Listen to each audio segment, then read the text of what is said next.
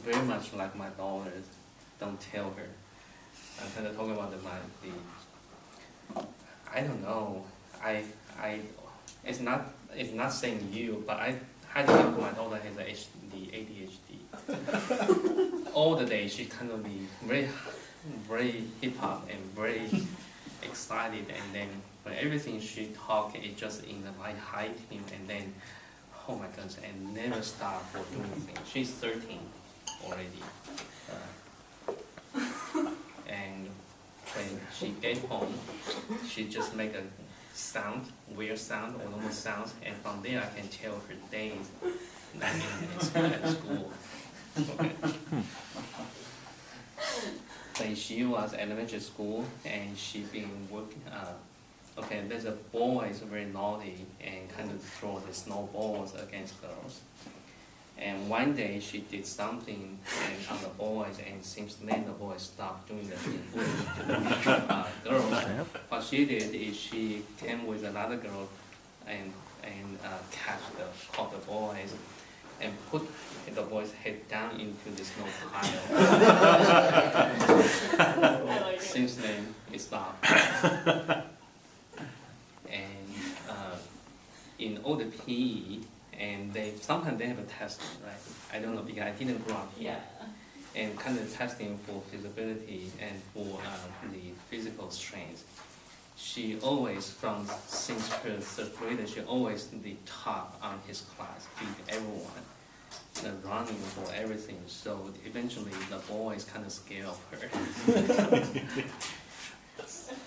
To a certain point, yeah, it's very similar. Okay, good.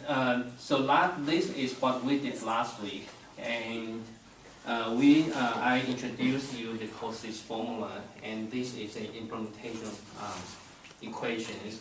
Usually, we are given the status of the stress in three-dimensional, and again here I have introduced you what is the symbol means and how to locate every single unit of every single stress component into the 3D stress element.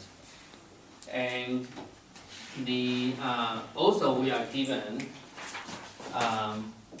the director, the unit vector. That means the probing directions in which we like to know what is going on here we call the stress force. Okay. And so that is the calculation. And by all means, to utilize the Cauchy's formula, you have to be given that, right? Yeah, should be given, or the probing. The probing, that means you choose which direction you want to probe and to do the calculations. So you choose, or I give you. What do you mean by you choose? Like, for doesn't example, it have to be given? For example, if you say this inclined plane is certain suspect damage or failure plane, you suspect. For example, if this is the say the plane in the material that yes. could fail. Yeah. To test it. Yeah. So this could be say the two plates, they laminate, they glue to each other. So if you suspect that would be the plane that could fail, then you can designate the end in terms of the geometry, in terms of the dimensions. Okay, so that's what I mean, you choose. And for exercise, for testing, of course, I will give you this number. But in practice, again, in engineering, you must know how to utilize those equations. That means you probe the things, okay? So is that, because, I looked at the homework and... Let me make one example here. Oh, okay.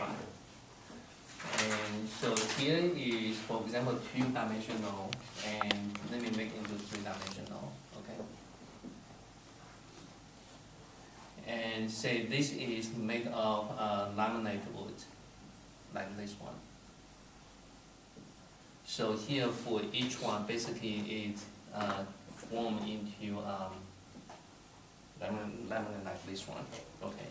So here is a very simple example. So if you expect, say, this interface could be the failure interface, could fail here, then simply you designate its end normal to this direction.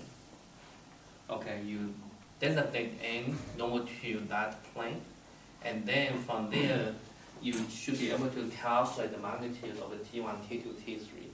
And how to utilize the T1, T2, T3? At least you can see the magnitude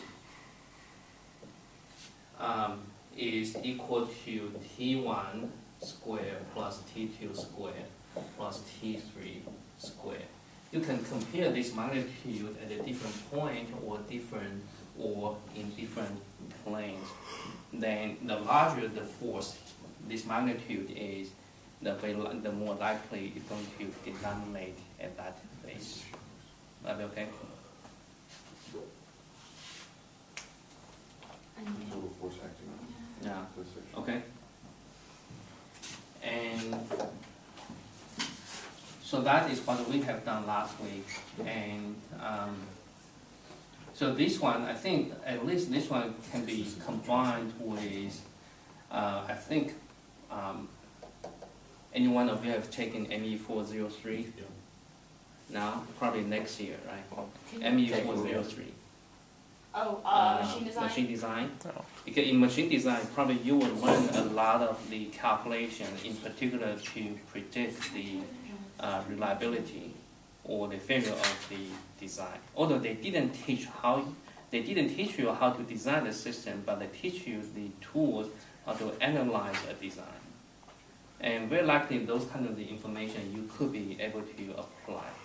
Okay, I don't know whether they're going to talk about the three-dimensional things, but these tools basically is I believe this is the only tools and you'll be seeing for dealing with the three-dimensional things. Okay, so that is for the one we did last week. And today I want to talk about the principal stresses in 3D.